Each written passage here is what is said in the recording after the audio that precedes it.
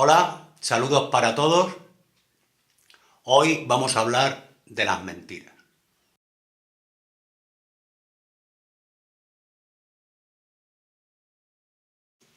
La primera mentira, y muy importante, es que nos quieren hacer creer que venimos de la casualidad, del caos, de la nada. Si nos ponemos a analizar estas palabras, resulta que no nos cuadra ninguna de ellas. Lo primero que tenemos que ver es un poco qué es la nada. A mí la definición que más me convence es la que hace el hinduismo. La nada no se puede definir con la nada es esto, la nada es lo otro. Porque en el momento que decimos que la nada es algo, ya deja de ser nada. El hinduismo la define con negaciones. La nada no es esto, la nada no es esto otro, y así hasta el infinito. Por no tener, la nada no tiene ni muros, no tiene límites. Sería nada. O no sería, como dice el hinduismo. De hecho, la nada no existe, puesto que tú y yo estamos aquí. En el momento que tú y yo estamos aquí, la nada absoluta no existe. También podemos afirmar que la nada absoluta nunca existió. ¿Por qué lo podemos afirmar? Muy sencillo, porque en el universo en que estamos existe energía. Hay energía, y la energía sabemos que ni se crea ni se destruye. Por tanto, siempre, y eso es un concepto difícil de asimilar para nosotros, siempre existió energía. No sabemos de qué forma, porque sí se transforma. Ahora, seguramente la energía que nosotros vemos, la que tenemos, la que existe en el universo, habrá sido transformada. No sabemos cómo era antes, pero sí sabemos que tuvo que estar siempre ahí. Siempre hubo energía. No sabemos de qué forma, pero siempre hubo. Por tanto, también podemos afirmar que la nada absoluta nunca existió. Sí existe el todo. ¿Por qué sé que existe el todo? Porque estoy dentro de él. No sé dónde estoy, por supuesto, ni en qué parte del universo siquiera, mucho menos dentro del todo, pero sí sé que existe el todo. En este universo todo se produce a causa de algo. Esas causas generan unos efectos y esos efectos a su vez producen unas causas. Un universo causal no ha podido ser generado por casualidad. No se puede dar casualidad alguna en un sitio donde no existe nada, y menos caos. No existe nada. Es una gran mentira que nos han hecho creer de forma oficial desde siempre.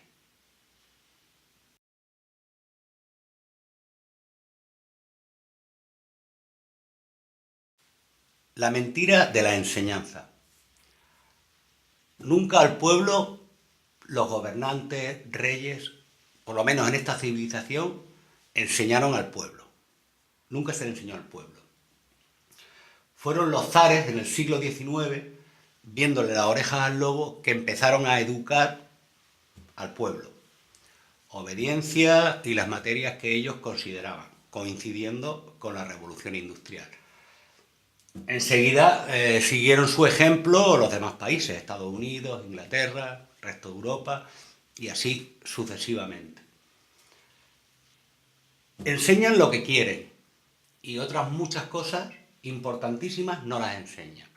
Por ejemplo, voy a poner dos casos o tres máximo porque hay muchos, pero voy a poner algunos importantes. A los niños normalmente no les gustan las matemáticas, porque no les enseñan las matemáticas como es debido. Enseñan pi, eso más o menos nos suena a todos. 3, 14, 16, pues ya nos están mintiendo, porque es 3, 14, 15, ahí de entrada. Y no sabemos para qué sirve. Mi abuelo, cuando segaba y cogía el grano, el que fuese, si supiera utilizar pi, no tendría que estar pesando saco a saco y sabría inmediatamente, sabiendo cómo es su granero, cuánto grano había recogido. Es muy importante porque es la matemática del universo. Nos diría lo que es el conjunto, el uno, y podemos sacar mmm, toda la superficie y todo el volumen, mejor dicho, de cualquier cosa que encontremos, como digo, en el universo. Phi nos lo enseñan menos y tiene que ver con la belleza. La proporción áurea, la escala de Fibonacci, no se la enseñan a los niños. Cuando está en las flores, en toda la naturaleza, en las proporciones del ser humano, en todos los sitios. Ahí es donde está la belleza. ¿Eso por qué no nos lo enseñan? Porque lo utilizan las multinacionales. Como vemos, un simple diseño de una marca conocida tiene unas matemáticas increíbles. Un ejemplo sería una cafetera, por ejemplo. Vamos a diseñar una cafetera en la cual está el agua y está el café. Consideramos que va a ser de X tazas y hacemos una bola metálica muy bonita en la que necesitamos una cantidad, pues, según va a ser para 4 tazas, para 3. Para que quede bonito, ¿qué hacemos? Pues sacamos la proporción áurea y la otra, si la ponemos en consonancia, va a ser mucho más bella que si la hacemos al tuntún y ponemos cualquier otro volumen. Y así sucesivamente. Todas las multinacionales utilizan esas proporciones para que nos gusten su diseño. Y lo mismo pasaría en arquitectura y demás, hasta en música. No nos enseñan las cosas como es debido y los niños aborrecen cuando ahí se podría hacer unas clases entretenidísimas y amenas. Con la música pasaría lo mismo. Yo he hablado con gente de conservatorio que tienen años de estudio y no saben que la frecuencia de la Tierra, en este caso, seguramente del universo, es 432 hercios. Las multinacionales se empeñan en grabar los discos, la televisión, la radio, a 440. Como vemos, la vibración, que es en lo que consiste el universo, no es la misma. Nos llenaría mucho más, nos sanaría, nos llevaría a disfrutar mucho más de la música y como vemos, hacen unos dibujos totalmente diferentes, una frecuencia con la otra.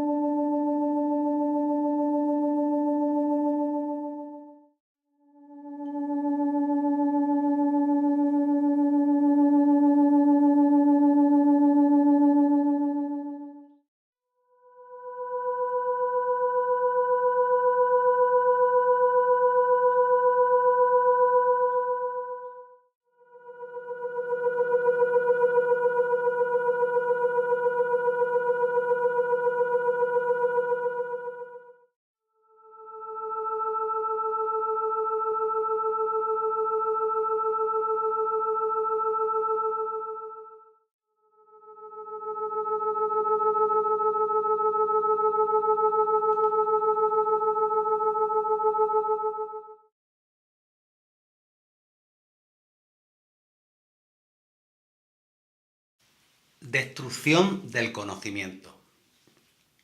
Es evidente que desde la antigüedad había un conocimiento que ahora hemos perdido. Como sabemos, se han quemado muchas bibliotecas, se han destruido muchas bibliotecas, donde había un conocimiento impresionante. ¿A quién le echan la culpa? Unas veces a uno, otras veces a otro, pero la realidad es que todos los imperios han destruido el conocimiento de los demás para quedárselo ellos. El que más alto vuela es el que gana. Voy a hacer un repaso rápido de las más importantes. La de Ur, con 5.000 años de antigüedad, en el 3.000 y algo antes de Cristo. Ur está en Oriente Medio, estaba en Oriente Medio, fue de donde salió Abraham y por supuesto estaba hecho en tablilla, desapareció. La de Babilonia, que no se habla mucho de ella, en 1800 a.C., que seguramente tendría que ver con la Torre de Babel si no estaban allí todos esos documentos, un conocimiento impresionante. En Egipto se han destruido en muchas ocasiones, en el 2000 a.C., entre ellos, lucha entre faraones, se perdieron unas cuantas, en el 1300 ardieron y destruyeron varios templos, y algunas posteriores como la de Alejandría, la digo ya, aunque salte un poco en el tiempo. Esa ha tenido varias destrucciones.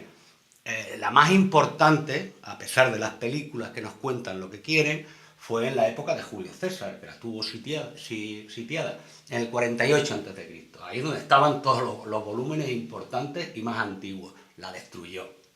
Aunque después, como digo, ha tenido otras, en el 200 y pico, como la película esta famosa, y le echa la culpa a los cristianos.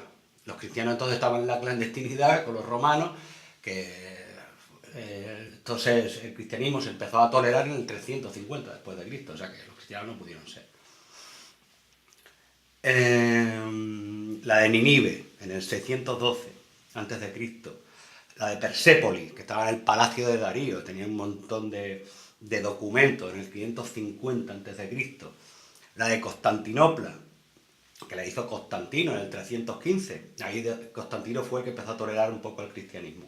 Con Teodosio, a finales del siglo IV, que fue el que hizo oficial el cristianismo, llegó a tener más de 100.000 rollos de conocimiento. Bueno, pues ya con el Imperio Bizantino, en el siglo VIII, la destruyeron completa. En el 1099 los cruzados sitiaron Trípoli. Se rindieron sin luchar. Llegaron y como deporte les quemaron la biblioteca.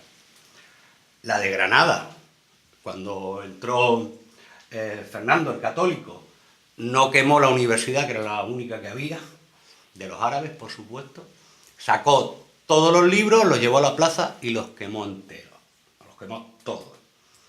Ya más recientemente, en el 1824, los españoles, cuando los sitiaron para la independencia de América, escondieron muchos libros y los otros, los que no se pudieron llevar y demás, los quemaron también. En Lima ha pasado varias, porque después de esto reconstruyó su biblioteca, recopiló todos los libros que pudo y demás, y los chilenos en 1881 llegaron y se la quemaron también. La de Sarajevo, en el 1992, recientemente, la quemaron y la bombardearon. En el 2003, Estados Unidos e Inglaterra, cuando entraron en Irak, les quemaron la biblioteca. Y de paso, saquearon todo el museo arqueológico, que entre las miles y miles de piezas que se llevaron desaparecieron las famosas pilas de Bagdad, que demuestran que en la antigüedad, más o menos en la época de Cristo, ya se conocía la electricidad. Y así sucesivamente. Y ahora que nos cuenten lo que ellos quieran. El caso es destruir el conocimiento para el pueblo.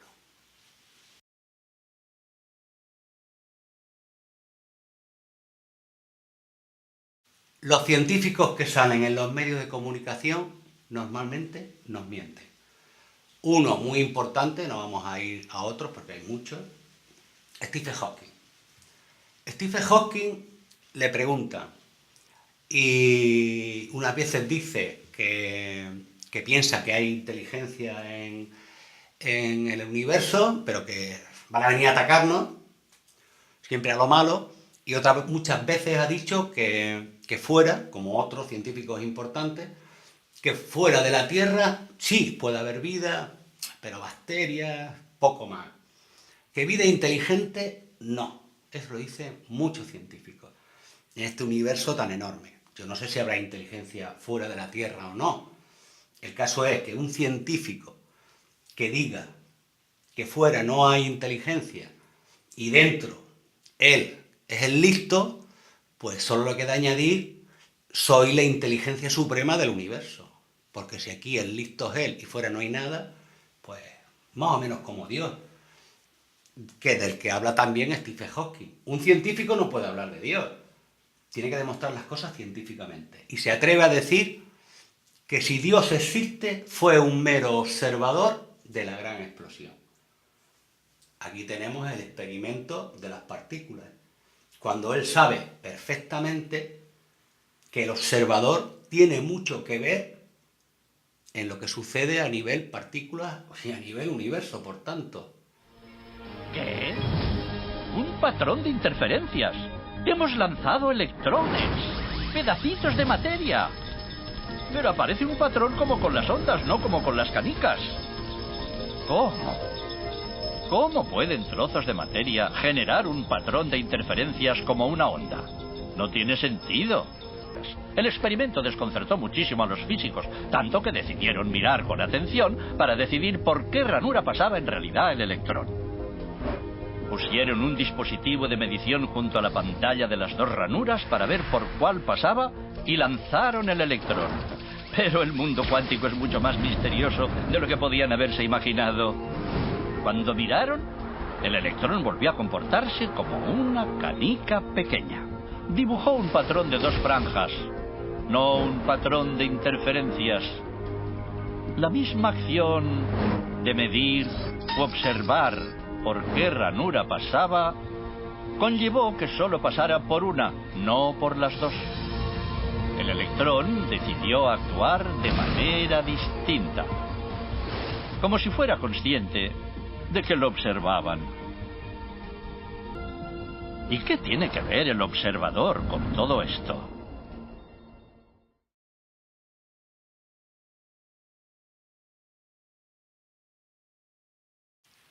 En la historia también nos mienten. No olvidemos que siempre la escriben los ganadores y luego son los que la enseñan.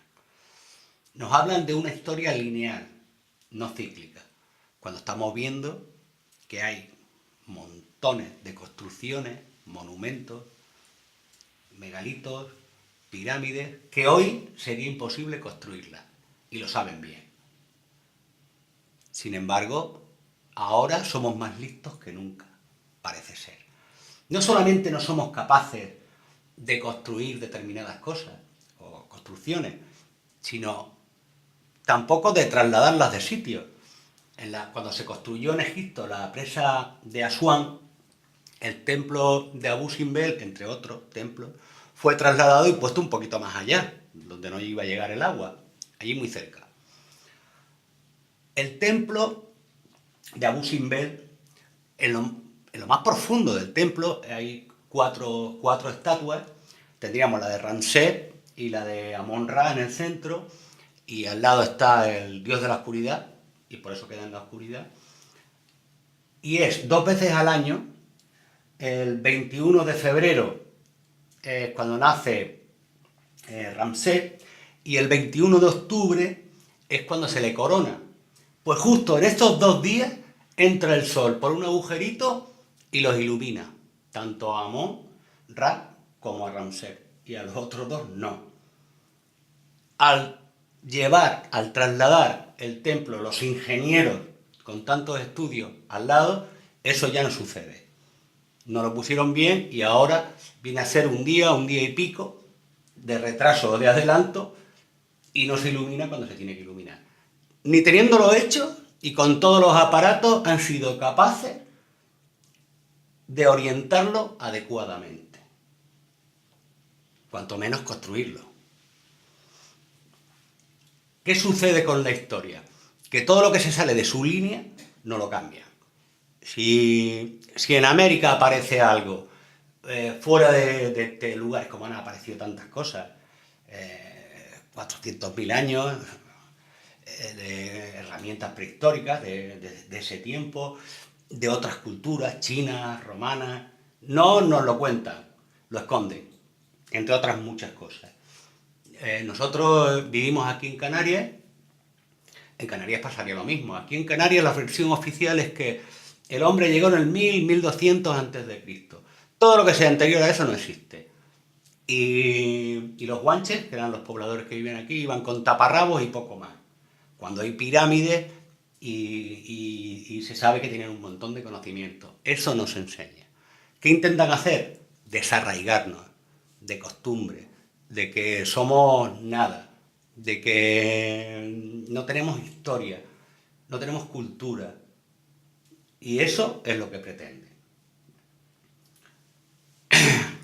Luego, por otra parte, nos justifican sus guerras y nos justifican sus ataques y demás. Ninguna guerra ha sido ni por religión, ni por patriotismo, ni por nada. Todas las guerras, absolutamente todas las guerras son por intereses y por poder. Y ahora que lo justifiquen ellos como quieran. Y lo mismo pasaría con la teoría de la evolución. Aquí tenemos el cuadro.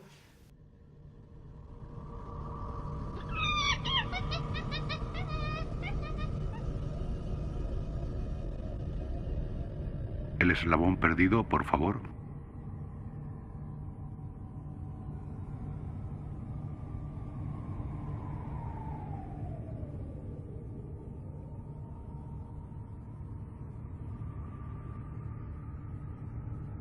Por encontrar.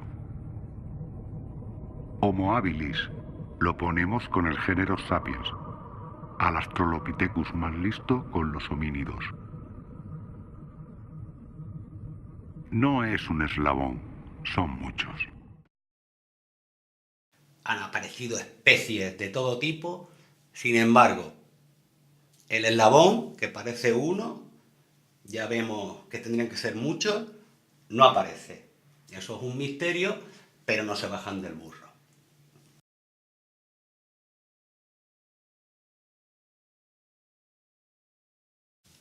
Política, guerra y corrupción. Ahí es donde peor lo llevamos. Ahí es donde más nos mienten. Su divisa, divide y vencerás. Enfrentar al pueblo, enfrentar a las regiones, enfrentar a los países. Haremos un repaso rápido a la historia reciente. La Revolución Francesa, libertad, fraternidad e igualdad. Ellos saben que eso es mentira. La igualdad es imposible en el universo. El universo siempre hace todo diferente, cada uno de nosotros. Nos hacen la Revolución Francesa, la toma de la Bastilla, eran todos, casi todos, políticos detenidos por política, gente detenida por política, y nos quitan a un rey que no hizo ninguna guerra durante su reinado, Luis XVI, no fue un mal rey, para meternos a Napoleón.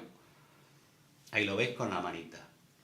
Napoleón destruye el Imperio Español. Ahí veis todos los que independizaron América, con su manita. Hacen la Primera Guerra Mundial. Destruyen a los zares. Ahí lo veis a todos con su manita. Destruyen el Imperio Otomano y dividen todo lo que es Oriente Medio en 10.000 países. Y se cargan el Imperio Austrohúngaro. Los imperios son para ellos, para la globalización, un gran estorbo. Se los van quitando del medio poco a poco. En la Segunda Guerra Mundial se cargan a los japoneses, porque ahora el emperador es un mandado. Se cargan a los chinos y a Alemania la someten definitivamente, que era también un gran imperio desde antes de la Primera Guerra Mundial. ¿Ahora qué hacen? Crean Israel, se lo dan gratuito, y los musulmanes, que siempre fueron un ejemplo de tolerancia, porque cuando estuvieron en España 700 años, en Toledo había mezquitas, había sinagogas y había templos cristianos. Fueron cuando reconquistó el cristianismo la península, cuando se dice aquí todos moros o todos cristianos, y como eran cristianos, pues prohibieron las demás religiones, incluso los expulsaron, tanto a los judíos como a los hebreos como a los musulmanes. Se ha visto agentes del M15, de los servicios secretos ingleses, ametrallando mezquitas vestidos de árabes. Se les ha detenido. En el Congo, ¿qué pasa? Pues lo mismo que ha pasado en Colombia, pero por otros motivos. Guerrilla contra guerrilla, militares, paramilitares, frente de no sé qué, frente de no sé cuánto. ¿Para qué? Para llevarse el coltán. Busca coltán en la enciclopedia en carta. No te viene. El coltán es un mineral muy radiactivo que lo usan para las altas tecnologías, misiles, satélites y demás. Y ahí están metidas todas las grandes potencias. ¿Para qué? Para expoliarlo. La ONU está ahí, los soldados. ¿Para qué? Para proteger las minas. Y los demás que se maten. Río revuelto, ganancia de pescadores. Congo es de los países más ricos del mundo. Y sin embargo están todos, que si ébola, que si todos los experimentos y demás. Hutu contra Tutsi, 1 millón de muertos y así. Cuando tienen oro, tienen diamantes, tienen una selva increíble que se la están expoliando. Y el río Congo, que allí no hay que hacer presa, allí es tirar bobinas y luz para todo el mundo. Todo esto es para la globalización. Pero bueno, al final la globalización lo que hará será unirnos a todos, porque realmente nos está uniendo a todos. Y efectivamente la unión hace la fuerza, y la fuerza será deshecha por la unión.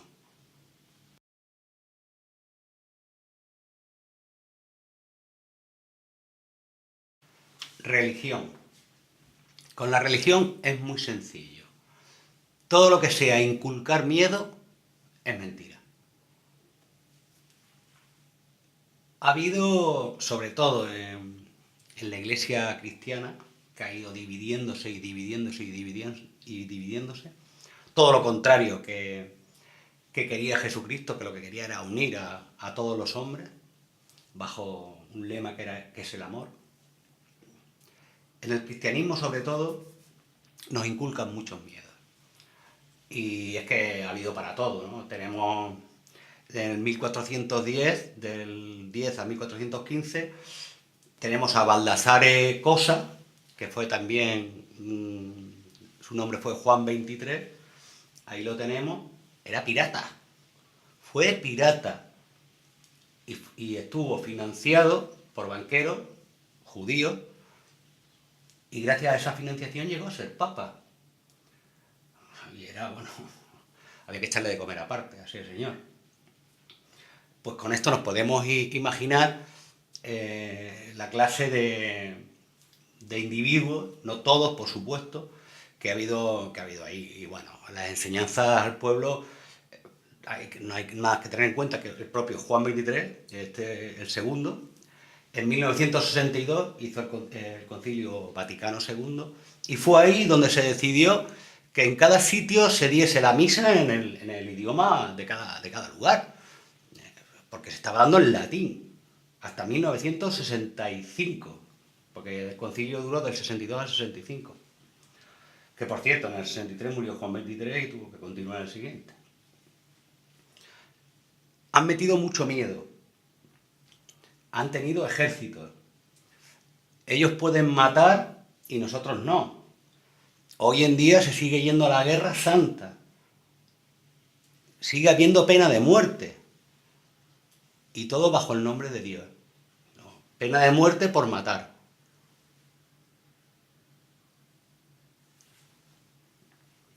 Luego utilizan, pues, como el número 13, por ejemplo. Mala suerte. Cuando ellos, la numerología del universo, tiene una matemática áurea, ellos sí la utilizan. Ahí veis el billete de dólar, el 13 por todas partes. Sin embargo, a ti te dicen que eso da mala suerte.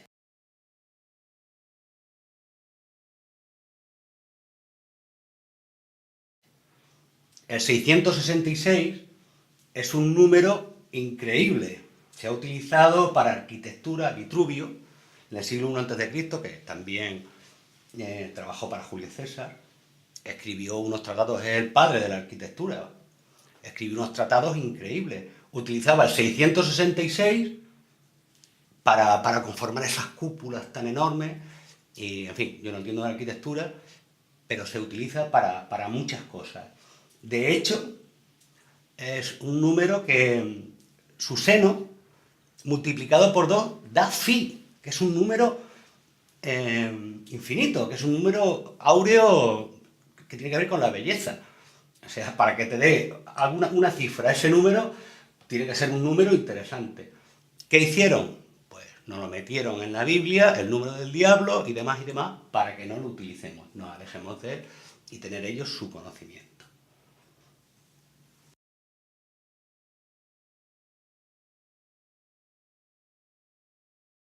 En la tecnología, por supuesto que también nos engañan. Hay mucha más tecnología de lo que nos dicen. Voy a explicar lo que es el tokamak, porque me imagino que mucha gente no sabrá lo que es. Es simplemente imitar el núcleo del Sol.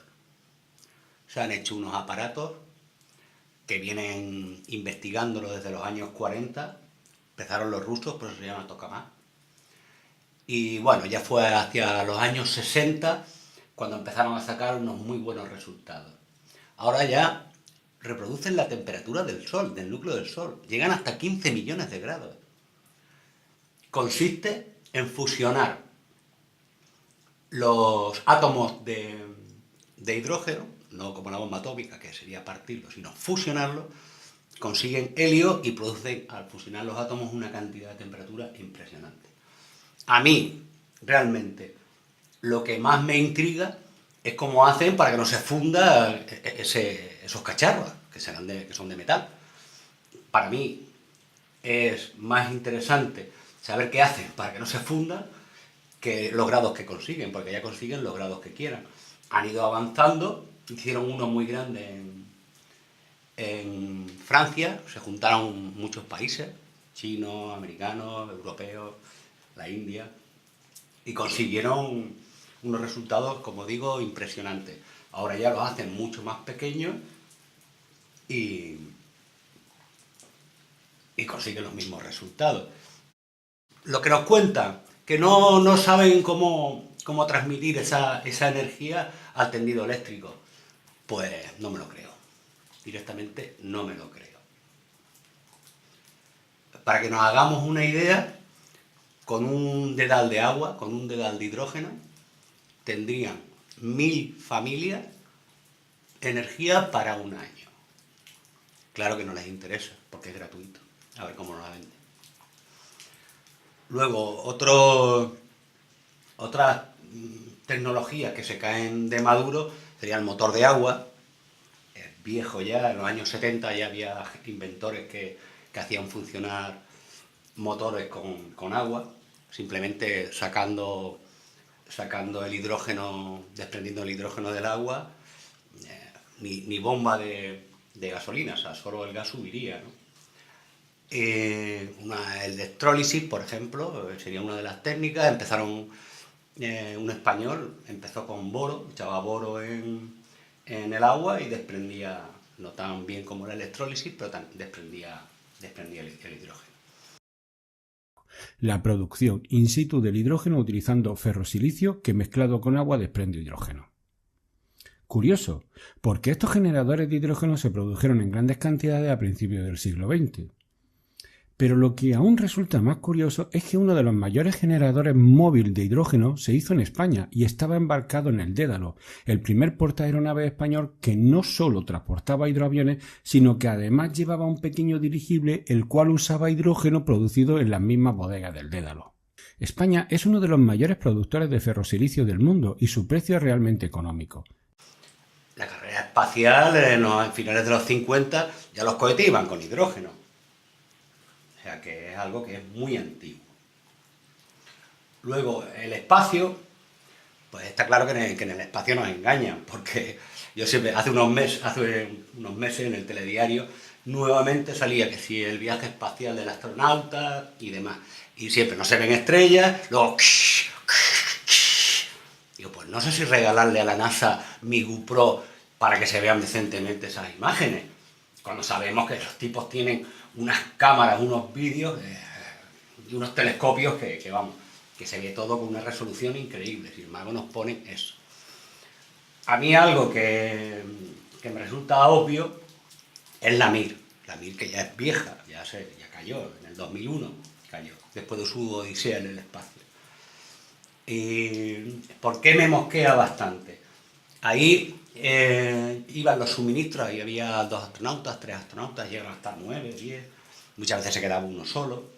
Iba la Progress, que ahí vemos cómo es, esa es la Soyuz, pero la Progress es exactamente igual, que si le quitamos motores, combustible para la vuelta y demás, y cuántas latas de sardinas y chuscos de pan podemos meter para 3 meses, sin contar el agua, que se gasta mucha, el agua es necesaria, y el oxígeno.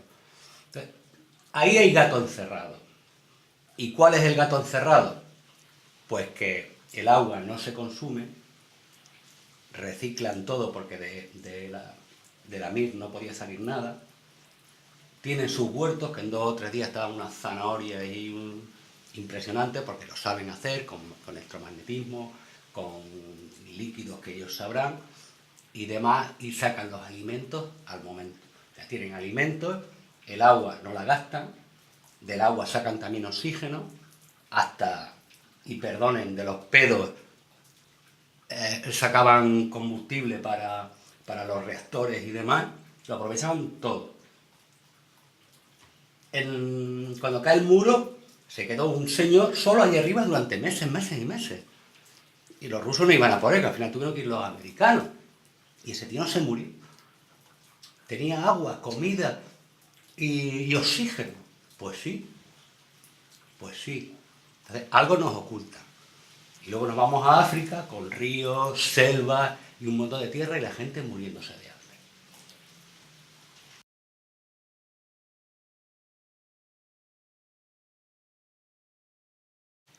El reciclaje. Siempre sus leyes son para acomodarse sus beneficios. Un ejemplo de ley que a mí me hace mucha gracia, por lo menos aquí en España, la ley de protección de datos.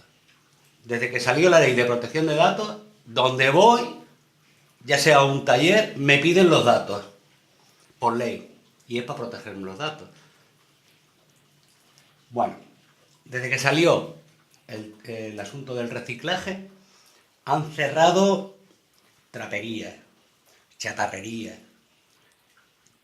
gente que se dedicaba y que vivía de la basura, pues han tenido que cerrar. ¿Y qué es lo que hacen? Bueno, pues nos hacen la obsolescencia programada para que nos duren 4 días lo que nos venden y tenérselo que dar nuevo para ellos luego cogerlo, reciclarlo y volverlo a vender. Los ejemplos más claros, el vidrio. De toda la vida terminábamos nuestras botellas, de lo que sea, las entregaba y cogían las nuevas, ellos las volvían a rellenar, eso es reciclar. Ahora, venga a fundir vidrio, claro, si se lo damos gratis, por supuesto que les interesa. El papel siempre se hizo de cáñamo, de lino, de la paja del arroz, y salía casi gratis. ¿Ahora qué hacen? Talar árboles, que hay que machacarlos, hay que echarles productos químicos y demás, porque así les sale más barato. Y luego, después de darles el papel, cartones y demás, que es para lo que se dedica, para embalaje. El que se hace para escribir, que es el mínimo, eso es el paripé, encima te lo venden más caro. Papel higiénico, las servilletas, todo eso es reciclado. Yo puedo contar una cosa que después de ir al médico un montón de veces tenía hongos en el pie. Pues los cogí en algún charco que pisé de lo que fuese. No se me quitaba con nada. Y bueno, una vez salgo de la ducha, digo, voy a coger un poco de papel higiénico porque los hongos con la humedad, pues sabemos que se reproducen más. Digo, voy a poner un poco de papel higiénico entre el dedo del pie donde tenía esos hongos para que esté seco y no me pique tanto. Pues me doy cuenta que después de tener eso 1 hora, pues me alivió bastante, me puse otro poquito, pues se me quitaron los hongos. ¿Por qué? Porque para eso sí echan ellos, claro, después de venir de la basura, unos papeles que luego te tienes que meter en la boca o en tus partes, no pueden tener tanta suciedad, no pueden tener hongos. Ahí sí echan lo necesario para que los hongos mueran. Pues me curó el papel higiénico, me curó los hongos del pie, cosa que ningún producto de la farmacia me lo había curado. ¿Cuál es el sistema? Pues muy fácil. Todas las fábricas se las han llevado a Asia. En Europa y en América del Norte principalmente es donde consumimos. Les recogemos toda la materia prima, se la separamos por calidades, se las regalamos y se las vuelven a vender otra vez a los asiáticos para que ellos construyan nuevos productos. En África tendríamos las materias primas que son necesarias, igual que en América del Sur tenemos la despensa. Lo tienen muy bien organizado y encima hay que pagar impuestos por cada producto que compras a la empresa. Ese dinero va a la empresa que los fabrica por el reciclaje.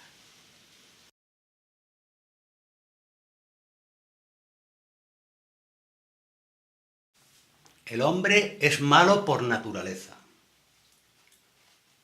Y yo lo que digo es, ¿la naturaleza es mala? Si el hombre es malo, por supuesto que no va a ser por naturaleza. Yo lo que pienso es que la mayoría del ser humano es bueno. Siempre va con el débil, nos ayudamos unos a otros lo que podemos. Y sí es cierto que hay una serie de señores que son los que han pisado a los demás para llegar hasta arriba. A lo mejor ellos sí son malos, que son los que los dicen.